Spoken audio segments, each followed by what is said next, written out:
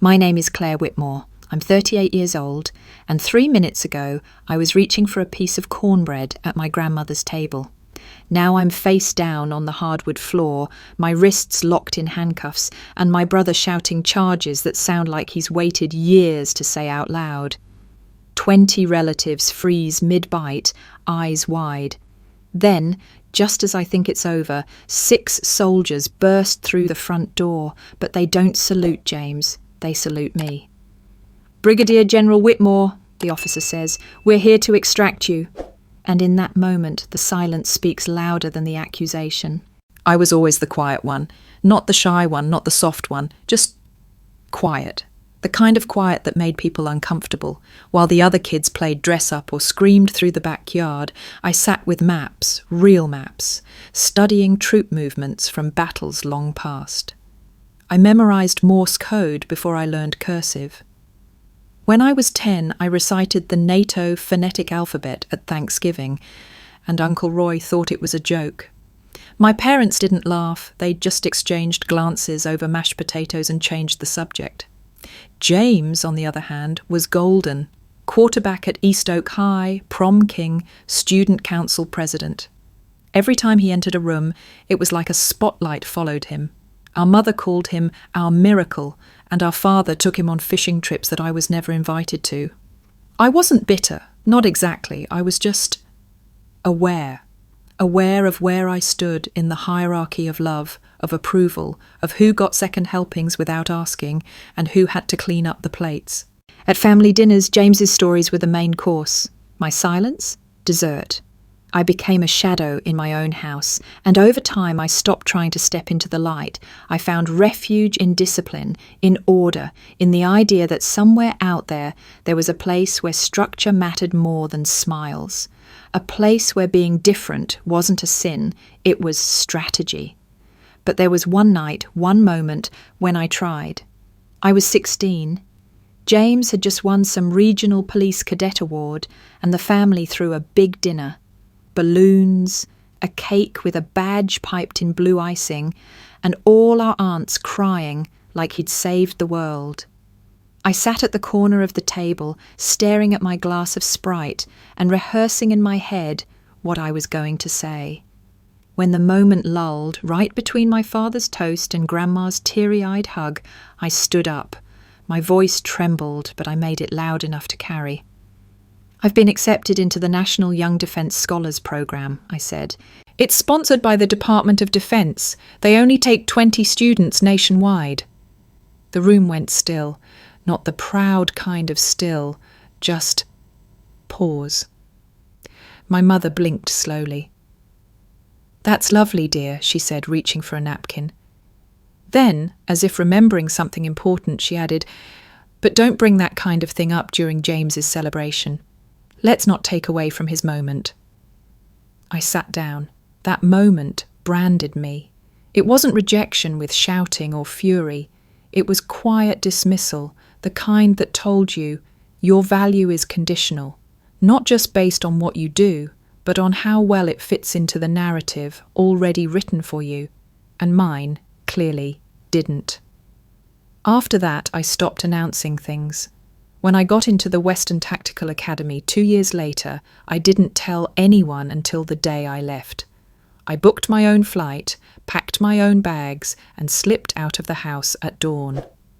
My mother was still asleep. My father was out jogging. James was home for the summer, but he didn't say goodbye. I left behind a note on the fridge, not out of courtesy, just logistics. What they didn't know, what they never cared to ask, was that I wasn't running away. I was heading towards something, toward a life where merit mattered, where silence wasn't weakness, where women could wear uniforms and not be told they were doing it for attention or trying to prove something. That was the first day I felt free. And still, even now, years and ranks later, I can feel that moment like it's stitched into my spine. The moment you realise your own family doesn't see you. Not really. Not even when you're standing right in front of them. Western Tactical Academy was not a place for second chances or soft landings. It was 5 a.m. drills, 90-pound rucksacks, and instructors who believed eye contact was a sign of weakness. The first week alone claimed a quarter of the class. Injuries, breakdowns, voluntary withdrawals. I didn't blink. I didn't falter. I didn't make friends.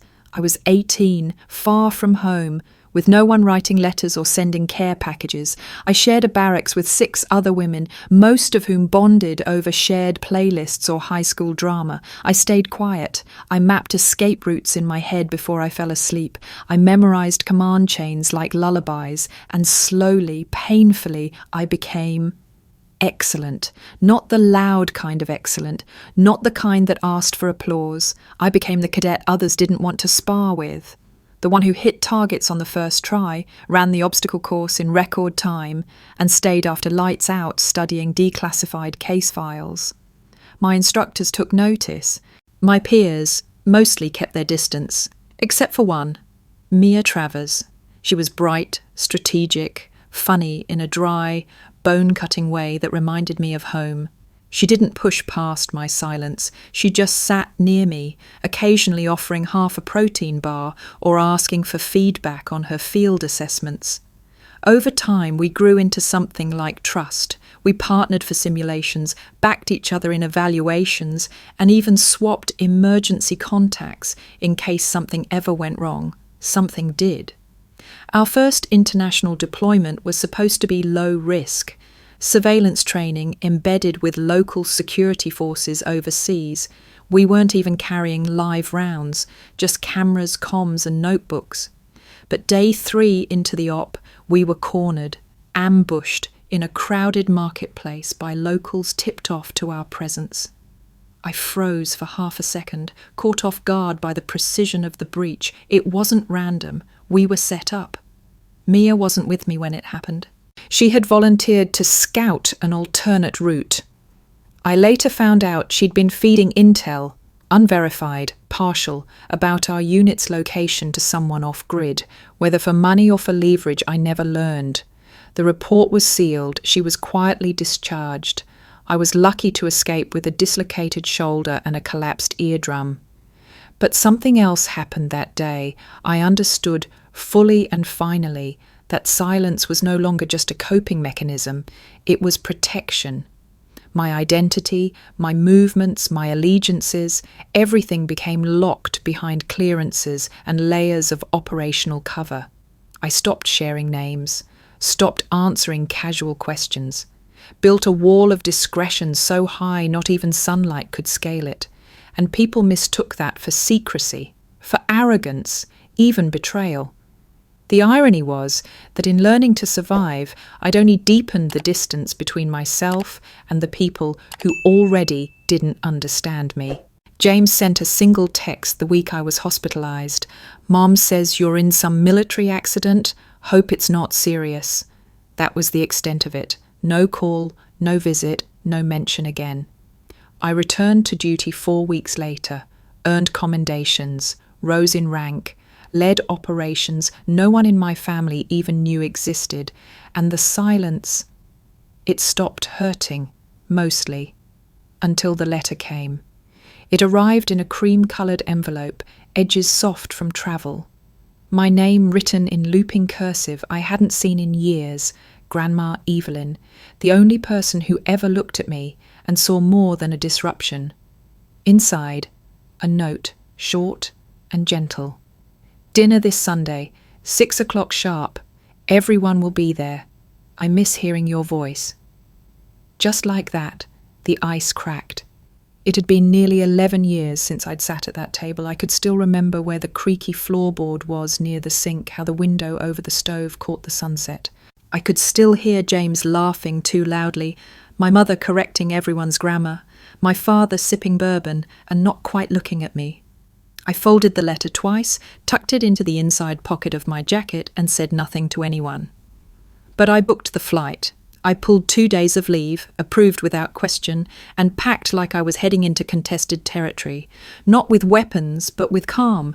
Not with armour, but with control. I chose a black dress. No uniform, no medals. Just a pair of small pearl earrings and a promise to myself, stay silent unless spoken to. Let them see who I am without me saying a word. I didn't know what I was walking into. But I owed Grandma more than absence. The house hadn't changed. White brick, green shutters, and the same ceramic frog on the porch that had greeted me since childhood.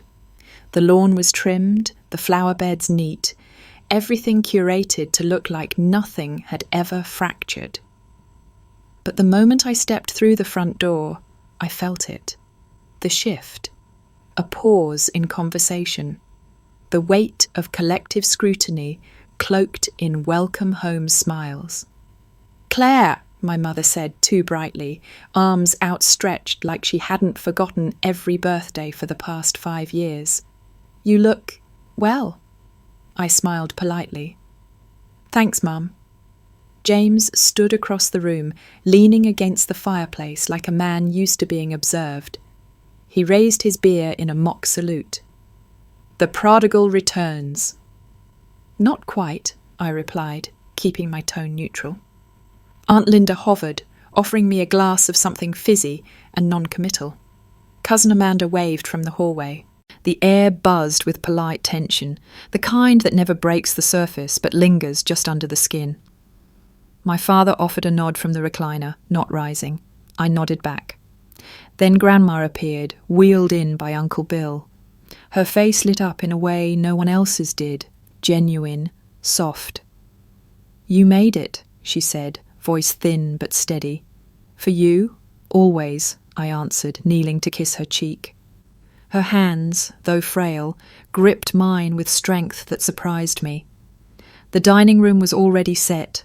Roast beef, cornbread, green bean casserole, and peach cobbler cooling near the window. The same menu for every holiday.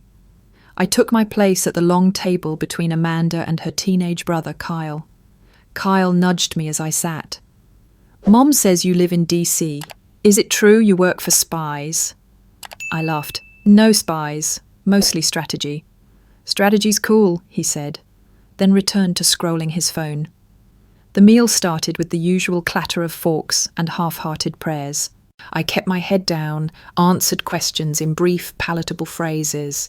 No one asked why I'd been gone so long. No one asked what I'd been doing. They asked where I'd flown in from, if the weather in DC was better than here, if I still liked green beans. Questions that sounded like connection, but weren't. James cleared his throat halfway through the main course. "Still doing that consulting gig, huh?" I didn't look at him. "Yep." He chuckled softly. "Funny. I looked up the firm last week. Couldn't find a thing. No website, no LinkedIn, no footprint at all. You'd think a professional would leave some kind of mark." My fork paused mid-air, but I didn't take the bait. "Some clients prefer discretion."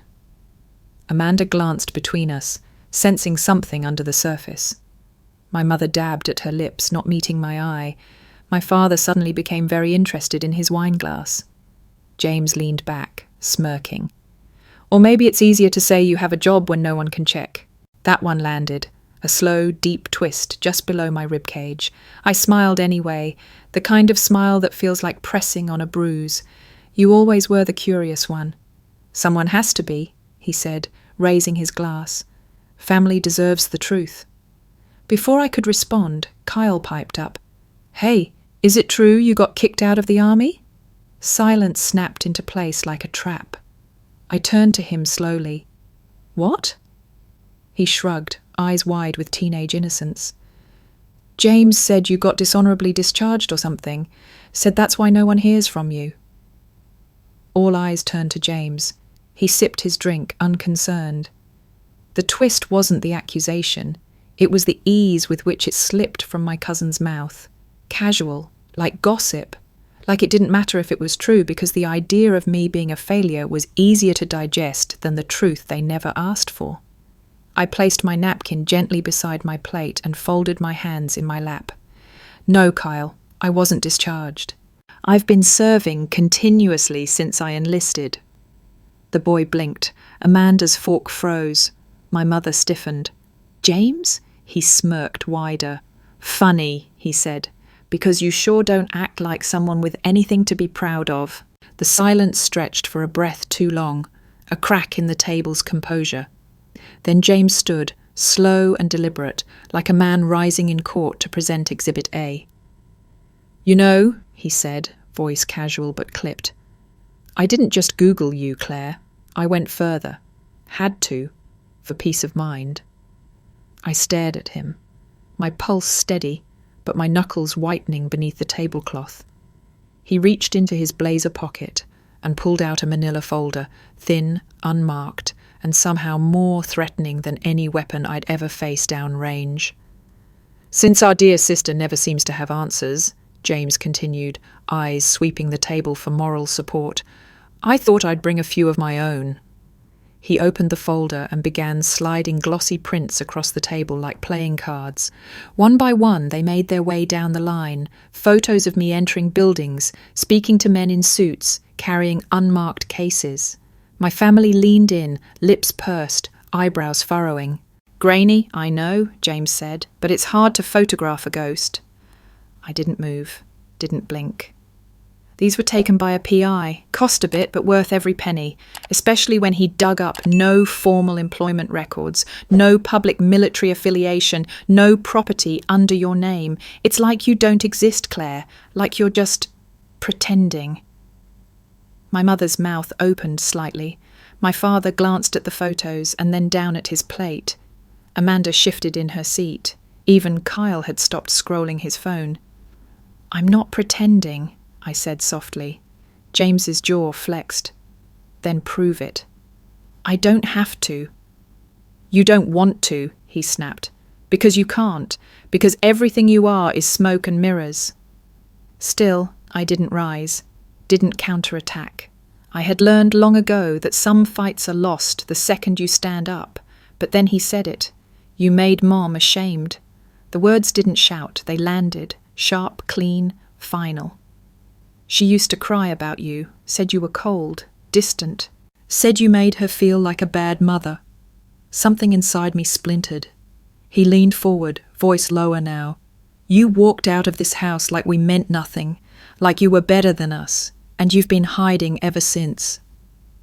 I looked at my mother, whose eyes didn't lift, at my father, who gripped his fork like it anchored him, at every cousin, aunt, and uncle who once knew me as the quiet girl at the edge of family photos. Not one person said a word. Then James did the unthinkable. He pulled a badge from his back pocket and set it next to the folder. "As a sworn officer of Greenville County," he said, "I'm placing you under arrest for impersonating a federal officer and theft of government property." I felt the words hit the air like gunfire. No one moved. The cuffs came out next, standard issue, metal gleaming under chandelier light. He took a step toward me, eyes alight with certainty. "This isn't personal," he said. "It's justice." And I stood, not because I was afraid, but because I refused to give him the drama he clearly craved. I didn't flinch. I didn't yell. I turned and offered my wrists like they didn't belong to me. The cuffs clicked into place. Around me, chairs scraped back. A gasp came from Aunt Linda.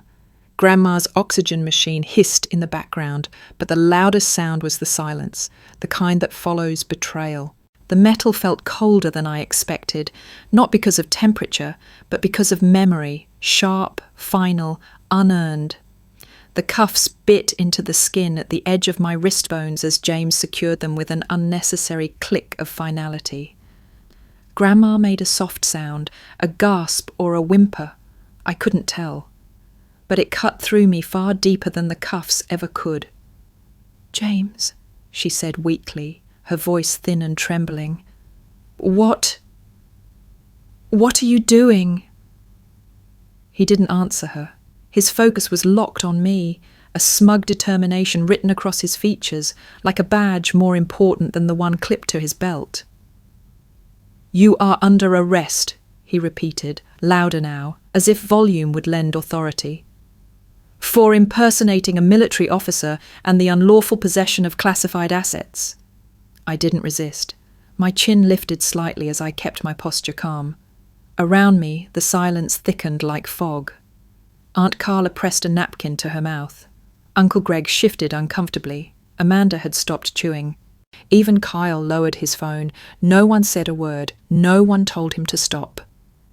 I kept my eyes steady, focused not on the accusation, but on the echoes of every moment before it, of every ignored award, every shrugged off accomplishment, every look of, "That's not how we do things in this family." James gripped my elbow, ready to pull me from the room, and I let him, for a beat. Then, as he turned to lead me toward the door, I leaned in just enough that only he could hear, and said softly, "You might want to check the rank of the person you're putting in handcuffs." He blinked. "I mean it," I said, voice steady as steel. "You're not just wrong. You're in over your head." James scoffed, the smirk twitching at the corner of his mouth. Cute bluff. But his grip loosened, just slightly.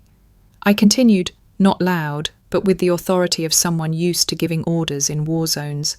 "I'd hate for you to find out the hard way what it means to detain a superior officer under false pretenses." His jaw tensed. "Let's go," he said, louder again now, trying to regain the momentum. "You're coming with me." Behind us, Grandma whispered, "Please, not like this." Her voice broke something open in me. It wasn't a cry for justice. It was a plea for decency, one that echoed down a hallway of years I'd long thought sealed off. I turned my head, just enough to catch her eyes, glassier than usual, filled with something between grief and apology. And yet, even in that moment, no one moved to stop James. The man who once sat across from me at Sunday breakfast, who used to leave me the last waffle when we were kids, had decided that making an example of me was more important than being my brother. The truth was, I'd been here before. Not on the floor in cuffs maybe, but in the eyes of people who were supposed to love me looking at me like I was a stranger. This wasn't the first time I'd been discarded. It was just the first time the discard came with an audience and handcuffs. The humiliation wasn't in the accusation, it was in the fact that no one questioned it. That years of silence made it believable. I had built my entire adult life in the shadows because I had no one to share the light with, because being invisible was safer than being misunderstood. But this performance of justice at the dinner table, this was new, and James was basking in it. He gripped my arm tighter and moved to guide me toward the front door. Then came the sound. Not a knock, not a shout. A thud, low, sharp and purposeful, as the front door was thrown open. The front door didn't just open, it burst. 6 uniformed officers strode into the room with a presence that swallowed every conversation, every breath, every illusion of control. Polished boots hit the hardwood in perfect cadence. Their insignia gleamed beneath the chandelier. No one moved, not even James. The man at the front was tall, greying at the temples, his expression carved from battlefield stone. I recognized him instantly. Colonel Nathaniel Rourke. The last time I saw him, he was bleeding out in a half-destroyed convoy in the middle of the Sahel Desert, lungs rattling, eyes locked on mine as I dragged his broken body out of a burning Humvee under mortar fire. Now he was standing in my grandmother's foyer, crisp and commanding, his eyes scanning the room until they locked on me. He didn't look at James, he didn't look at the cuffs. He looked at me and saluted. "Brigadier General Whitmore," he said, voice sharp enough to slice the silence. "We're here to extract you." Every head at the table snapped toward him, then back to me. Chairs scraped the floor, forks dropped, my mother gasped. My father's glass slipped from his hand and shattered on the floor. James froze. "What the hell?" he began, but Rourke wasn't finished. "Stand down," he commanded, addressing James without looking at him. James blinked. "I'm sorry, who the hell are you?" Colonel Rourke stepped forward, the other officers fanning out behind him like storm clouds on the horizon. "I am Colonel Nathaniel Rourke, United States Army Intelligence Division, attached to Joint Special Operations Command, and you, Officer Whitmore, have made a grievous error." James stepped back instinctively, his hand still on my elbow. "This woman is my sister," he snapped. "She's impersonating." "She is a decorated officer of the United States Armed Forces with active clearance above your entire department combined," Rourke cut in, voice low and lethal. She has served in 4 active war zones, led 2 classified intelligence task forces, and is the recipient of 3 Defence Superior Service medals. She outranks you in every sense imaginable. James looked like he'd been slapped. What? Rourke's eyes narrowed. You just placed a brigadier general under unlawful arrest, in front of civilian witnesses, during an ongoing classified operation. Aunt Linda gasped. Amanda whispered something to Kyle, who now looked like he might throw up. James stumbled back, the badge on his belt, suddenly looking very small. I didn't know, he said hoarsely. She never told anyone. She never said... You didn't ask, I said quietly. The cuffs were removed by a young lieutenant with swift, practised hands. I rubbed my wrists slowly, letting the red marks show. James looked at me like he was seeing a ghost or a stranger. You let me do this, he said, stunned. You could have stopped it. I warned you, I said. You didn't listen. Colonel Rourke stepped forward again. You may not understand what you've jeopardized tonight, Officer Whitmore, but you will. There will be an investigation. James opened his mouth, closed it.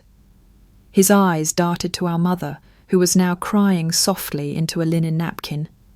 Our father stared at the shattered glass on the floor, unmoving. Grandma Evelyn, still seated, spoke for the first time since the soldiers arrived. Is it true, Claire? She asked, her voice barely more than a whisper.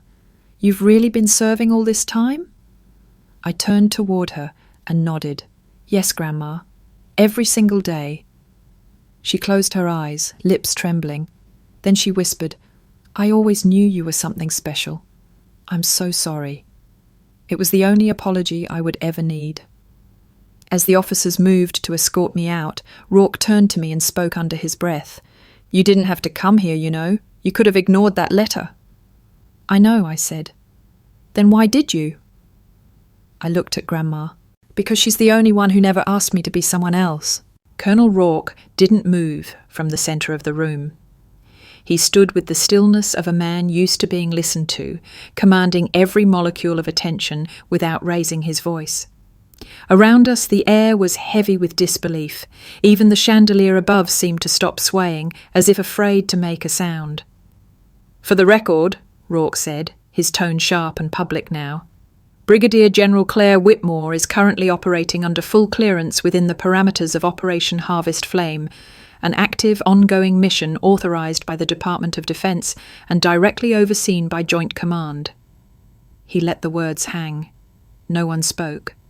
Not Amanda, not Aunt Carla, not even my father.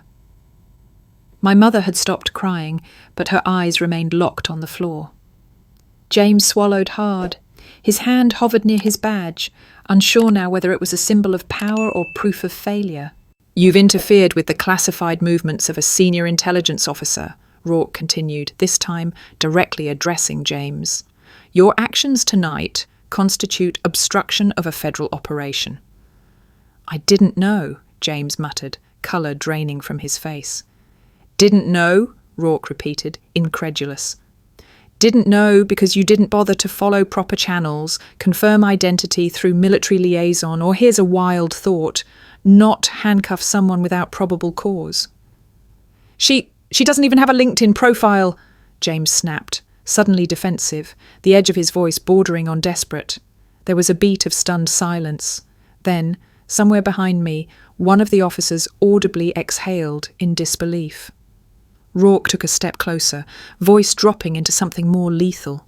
You stalked your sister, collected unauthorized surveillance, and publicly accused a decorated officer in front of civilians. Do you have any idea what that means? James faltered. I was trying to protect my family. By compromising national security? Rourke snapped. You tailed an intelligence officer with active field responsibility. Do you have even a basic understanding of what could have happened? The twist didn't come from his tone. It came from the document he pulled from his own coat. He unfolded it slowly, deliberately. Due to your interference, he said, 2 embedded assets were prematurely extracted from position. 1 agent was compromised in the process. The other is currently missing. A wave of horror washed through the room. Kyle's phone slipped from his hand. My mother gasped. My father finally looked up, his face ash white. James's mouth opened, but no sound came. "This isn't about pride," Rourke continued. "This is about lives, about teams who rely on invisibility, on precise timing, on not being betrayed by someone's amateur witch hunt dressed up as brotherly concern." "I didn't know," James whispered again, weaker this time. "That excuse won't hold up in court," Rourke said flatly. I didn't speak. I didn't need to. Every accusation I could have thrown had already been obliterated by facts. And still, I watched James try to process it all, the rank he had ignored, the mission he had endangered, the sister he had humiliated, thinking it would make him a hero. Rourke turned to me. "General, do you wish to press charges at this time?" I took a long breath. My hands were steady now, the ache from the cuffs fading, replaced by something deeper, clarity. "Not yet," I said, meeting James's eyes. "Not until he understands the cost." Rourke nodded once. "Understood." Then he faced James again. "But know this. There will be consequences. The chain of command does not tolerate reckless interference, no matter the badge you carry." James didn't respond. His world had narrowed to a pinpoint, a black hole where certainty used to live. Behind him, Grandma reached out and touched the edge of the table for balance. "James," she said softly, "what have you done?" He didn't answer, and for the first time I saw it, the flicker of realization in his eyes. Not just shame, not just fear, something colder, the truth. James's composure cracked, splintered not by Colonel Rourke's scathing reprimand, but by the weight of what he had actually done. He looked around the room, eyes wild, seeking a lifeline among faces that now looked uncertain, some ashamed, others confused.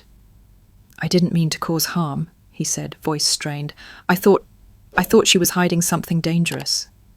"You were right," I said coldly, "but it wasn't what you thought. It was the kind of danger that doesn't come from secrets, but from truth you refuse to accept." James turned to our parents. "Mom, Dad, I was trying to protect you. I didn't want someone using our family name for something fake. I was doing what any good son would." My mother didn't speak. Her hands were clasped so tightly in her lap they looked bloodless. My father's mouth opened, then closed. "Protecting them," I said, my voice soft but slicing, "or protecting the image of yourself you think they need?" James's expression shifted. "What's that supposed to mean?" "You weren't looking for the truth," I said. "You were looking for confirmation. You wanted to prove that I was less, because if I was less, then you could keep being the favourite, the one who made them proud, the golden boy." "That's not true," he snapped. "It is," I replied, calm now. "You didn't search for evidence because you cared. You searched because you wanted to control the story. You couldn't stand the fact that maybe, just maybe, I didn't need their praise to matter." His face twisted. "You walked away from all of us. You didn't even say goodbye." "Because I knew goodbye wouldn't mean anything to people who never said hello." That line landed, hard. Aunt Linda sucked in a breath. Amanda blinked rapidly. Even Kyle sat up straighter.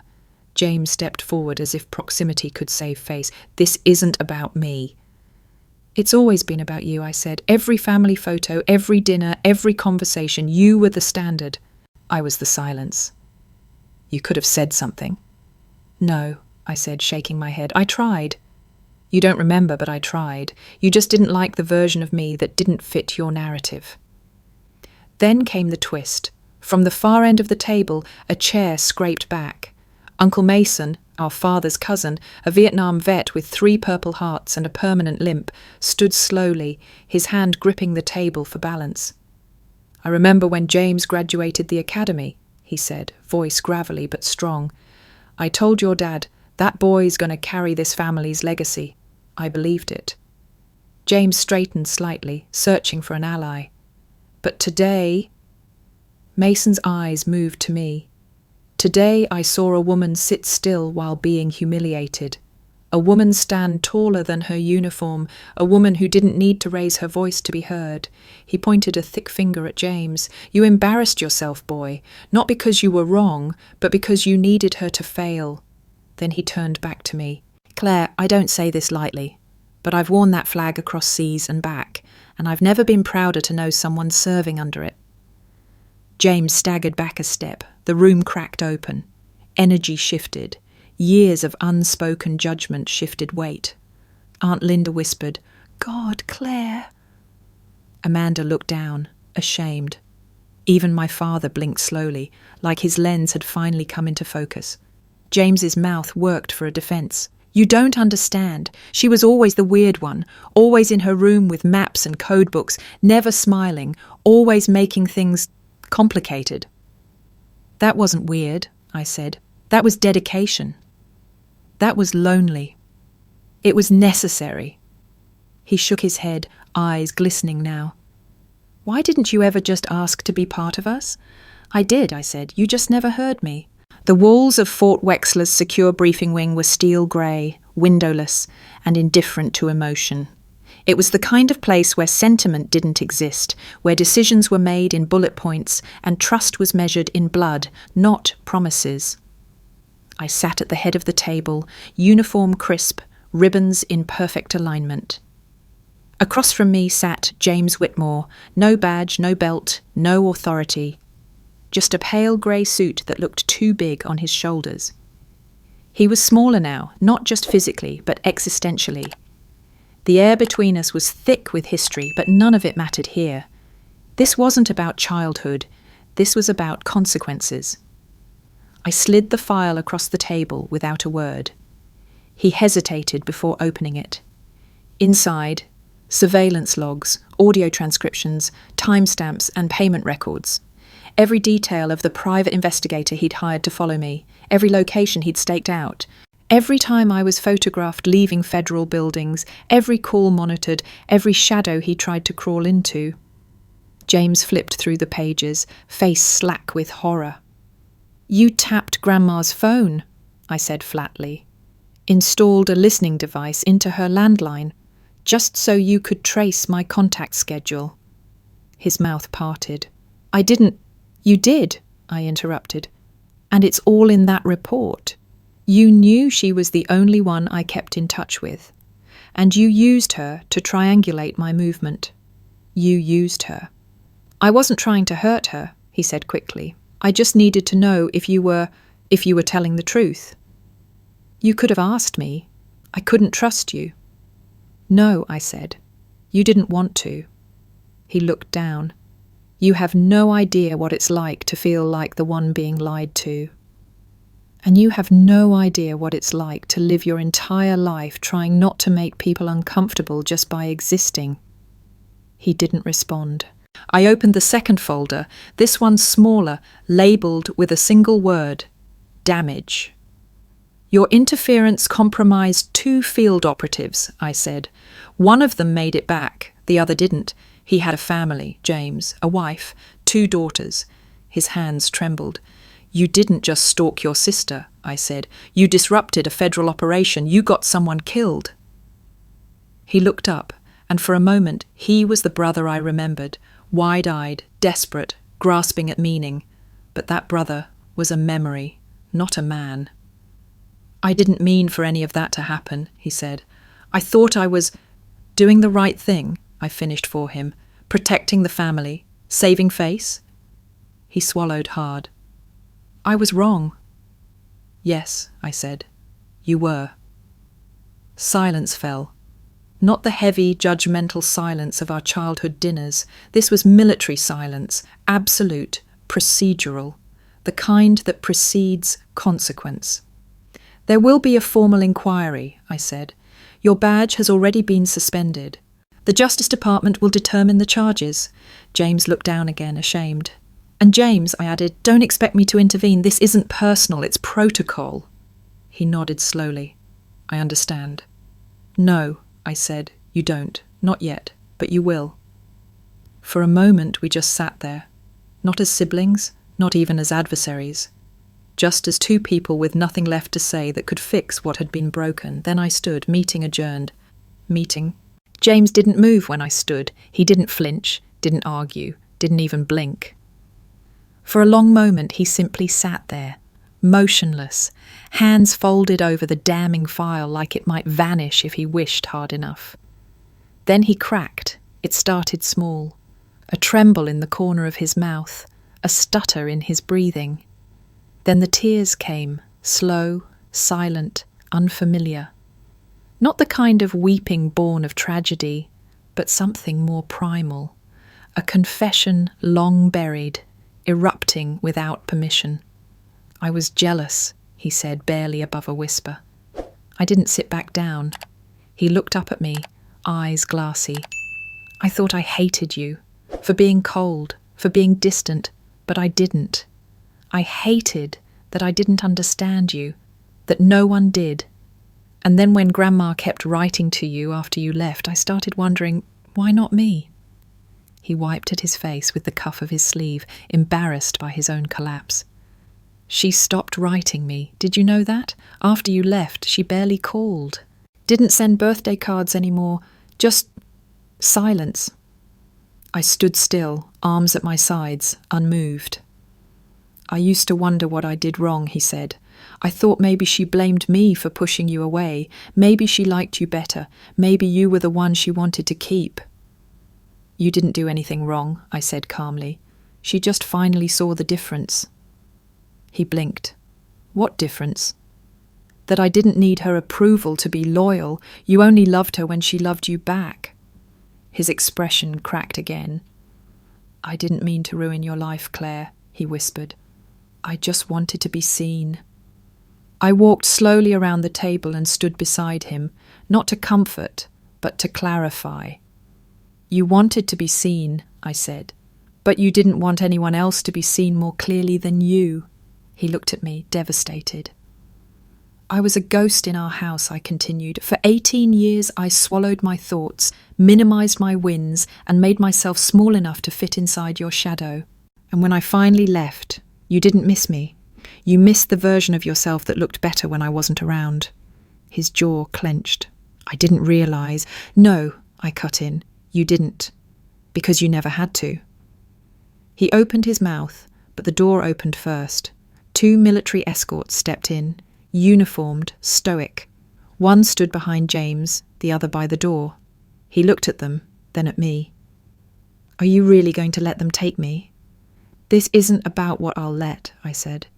It's about what you did. You had choices. You made them. But we're family.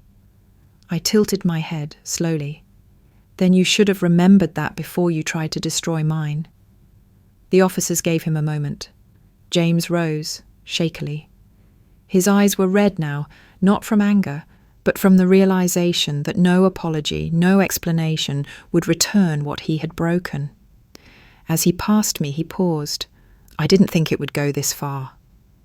It always goes this far, I said. When men like you believe silence equals weakness.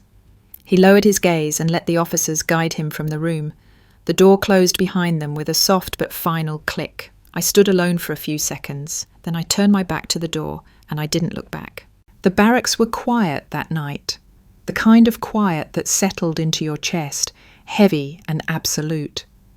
I sat on the edge of my cot, boots still on, uniform jacket folded neatly on the chair beside me. The only light in the room came from the small desk lamp, casting long shadows against the metal lockers. I hadn't cried in years. Not when I got my first deployment, not when we lost Marcus during the raid in Kunar province, not even when I got promoted to Brigadier General in a room full of men who couldn't meet my eye. But tonight, the silence felt sharper, and the weight of everything, the dinner, the accusations, the handcuffs, James's face as he was led away, settled like armour I could no longer remove. Then the phone rang. Not my official comm, not my encrypted military line, but the old personal cell I kept tucked in the bottom drawer, the one with only 6 numbers saved in it. I stared at the screen. Grandma. I hesitated, thumb hovering over the green icon like it was a trigger. Then I answered, Hello? There was a pause, a breath, then Claire.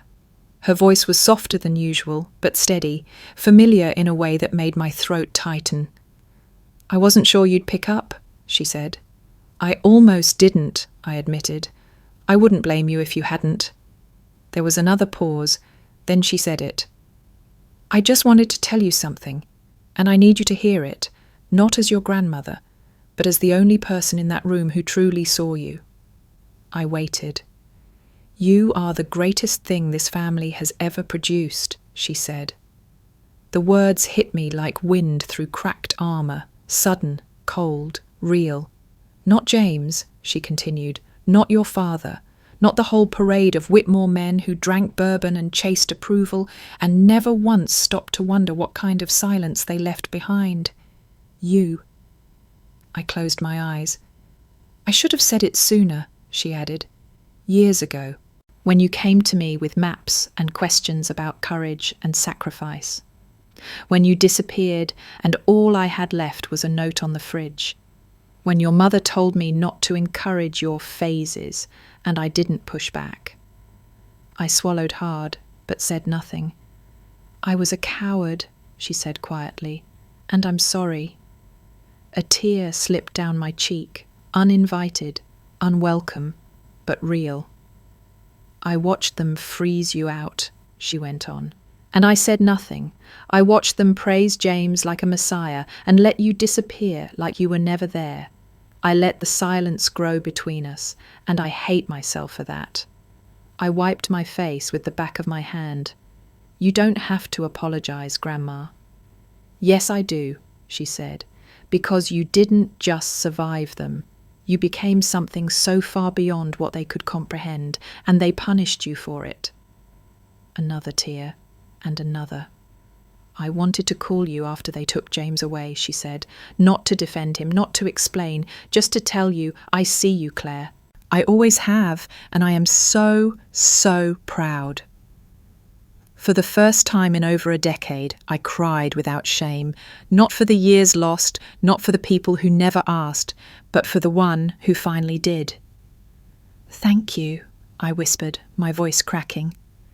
You don't have to thank me, she said gently. You just have to live, not serve, not prove, just live. I nodded, even though she couldn't see me. And for the first time in a long time, I felt like maybe I could. I didn't plan on telling her. The stories weren't ones I shared, not even with commanding officers unless they were printed in post-op debriefs. They belonged to places without names, to nights without moonlight, to faces buried in silence. But something about her voice, frail, cracked but clear, made the words climb from places I had long buried. There was a mission once, I began slowly, 2 years into my second deployment, border town, Eastern Europe. Intel said low risk. We were only supposed to watch, document movement, report, nothing more. She stayed quiet, listening the way only she ever had, with full attention. I was leading a small team, 6 people, 2 of them barely 20. We were holed up in an abandoned farmhouse outside the city. 3 days in, the pattern shifted. Locals stopped passing, crows went silent, and we knew. What happened? She asked softly. They came at night. Not local militia, not rebels, trained, clean, too clean. They knew exactly where we were, how to cut the power, which walls were load-bearing. It wasn't an ambush, it was a message. I paused, my throat tightened. They got Jacob first, through the window, a sniper. He didn't scream, just dropped. I told the others to move. 1 froze, 1 ran. I dragged her back before the second round hit. We made it into the cellar. No light, no signal, no reinforcements. A breath. We were down there for 16 hours. No food, no comms, blood everywhere. And I sat with them, 2 kids, barely men, trying to keep them alive, trying to stay awake while my own shoulder bled through 4 layers of gauze. I rubbed that shoulder now, though the scar had long faded. When we were finally pulled out, the report said, minor engagement, successful withdrawal. That was it. That was the headline. Claire, I didn't tell anyone what it cost, I said, my voice shaking. Didn't tell them what I saw when I closed my eyes, what I smelled in that dark, what I whispered to keep those boys from giving up, because it didn't matter. It mattered, she said. I smiled faintly. Not in the way they wanted, not in medals or write-ups, not in the kind of stories people pass around at reunions. She was quiet, waiting. I chose silence, Grandma, I said. Not because I was ashamed or afraid, but because I thought, if I stayed silent, maybe it would hold the shape of something sacred. Maybe if I didn't speak, they'd still believe, still wonder, still hope. And if you had spoken, they would have doubted, questioned, dismantled it, like they always did. She exhaled a slow breath. So you carried the weight so they wouldn't shatter the truth, I nodded. I kept it because I thought it was the only way to stay connected. If they couldn't understand my life, at least they couldn't rewrite it. Silence again, but this time not empty, full. You know, she said after a while, they always said you were too quiet, that you didn't fight hard enough for your place. I know. But I see now, she continued, that your silence wasn't absence, it was armor and strength. That kind of strength terrifies people. I blinked away another tear. She sighed. I should have told them. Should have spoken for you when you couldn't. I thought maybe you didn't need it, that you were better off away from all this, but I was wrong. You weren't, I whispered. You did what you could. You were the only one who never turned away. She didn't respond with words this time. Just a soft sob. Not loud, not broken, just enough. And then I joined her, 2 women, 2 generations, crying not for loss, but for recognition finally spoken aloud, in silence, together. The offer came wrapped in ceremony, delivered by a 3-star general, with a handshake, a sealed envelope, and a speech about unparalleled service and strategic brilliance. The words echoed in the marble hallways of the Pentagon like a formal blessing. The next step, a bigger office, a 4th star. But I didn't open the envelope, not right away. Instead, I took the long route back to my quarters, the one that passed through the training grounds at Fort Hawthorne, where fresh recruits were halfway through obstacle drills, boots muddy, lungs on fire, hearts still learning how to carry both pride and fear. I watched them for a moment, one struggling to scale the wall, another shouting encouragement from below. No rank yet, no ribbons, just raw will. And I remembered what it was like to be unseen, to climb without anyone noticing, to earn everything in silence.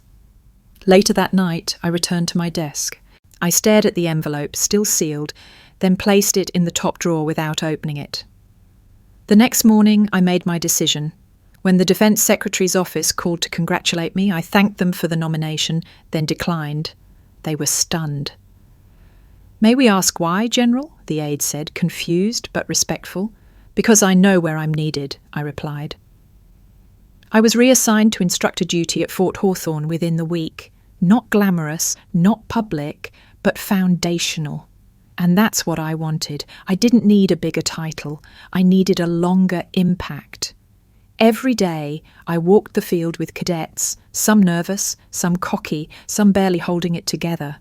But in all of them, I saw versions of who I used to be, uncertain, quiet, too easy to overlook. Those were the ones I focused on.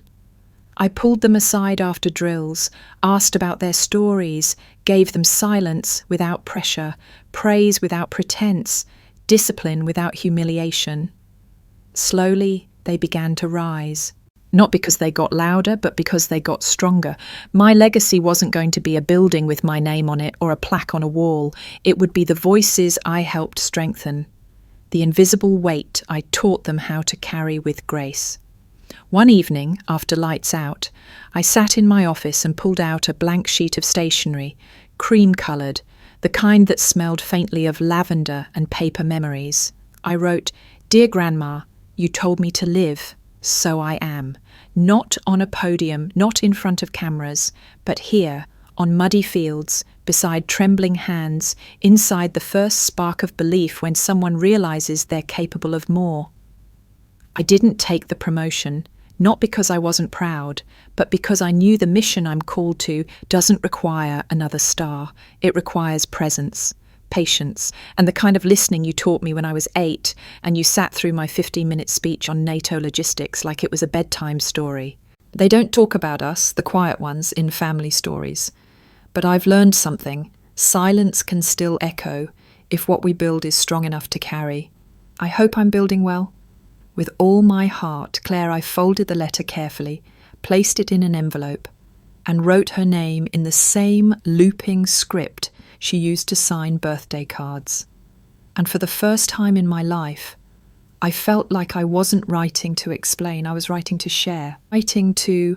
The classroom smelled like fresh paint, rubber mats, and anxious potential. It wasn't much, just 4 beige walls, a projector, and rows of folding chairs, but to the 23 cadets sitting inside, it might as well have been the gates of Olympus. Their uniforms were new, boots still stiff, and their postures ranged from overconfident to trembling. I walked in without ceremony, no entourage, no medals, just me. They stood when I entered. I nodded and they sat. The kind of silent, mutual respect that doesn't need explanation. I scanned the room, letting the silence settle. Then I began. "You won't remember most of what I say today," I said, arms folded behind my back. "You'll remember your first failed drill, your first time throwing up after PT, the name of the person who chewed you out for walking too slow. But you won't remember my name, and that's okay." A few exchanged glances. I paced slowly between the rows. "Because I'm not here to be remembered. I'm here to make sure you survive." A hand raised, a young woman near the back, buzz-cut, freckles, trying to hide the tremor in her wrist. "Yes?" She hesitated. "Permission to ask a personal question, ma'am?" "Go ahead." "Why did you join?" she asked. "The army, I mean. Why you?" I paused. That question had been asked before. In interviews, at formal dinners, on paperwork. But no answer ever quite fit. Until now. I turned to face her fully. Because it was the first place that didn't try to change me. A quiet rippled across the room.